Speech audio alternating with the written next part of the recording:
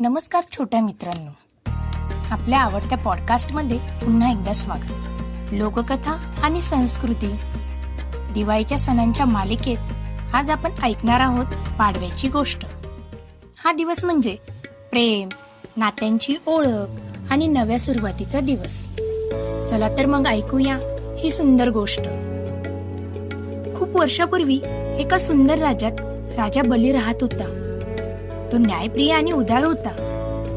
पण भगवान विष्णूंनी वामन अवतार घेऊन त्याला पाताळात राज्य दिलं. त्यानंतर प्रत्येक वर्षी दिवाळीच्या दुसऱ्या दिवशी विष्णू भगवान त्याला भेटायला पाताळात जातात आणि त्याच दिवसाला म्हणतात बलिप्रतिपदा किंवा पाडवा. त्या दिवशी पृथ्वीवर लोक म्हणतात, इंदिरा इंद्रांचे बलिप्रतिपदेत स्वागत असो. पण मित्रांनो, पाडवा म्हणजे फक्त राजा बलीची गोष्ट नाही हं. तो आपल्या नात्यांचा आणि प्रेमाचा दिवस आहे. या दिवशी नवरा बायको एकमेकांना हार घालतात, गोड बोलतात आणि म्हणतात आपलं नातं असंच गोड आणि सुखी राहो.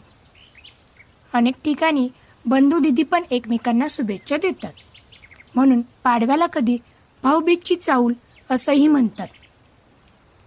तर छोट्या मित्रांनो, ही होती पाडव्याची गोष्ट. नात्यांचा, प्रेमाचा आणि नव्या वर्षाच्या सुरुवातीचा सण.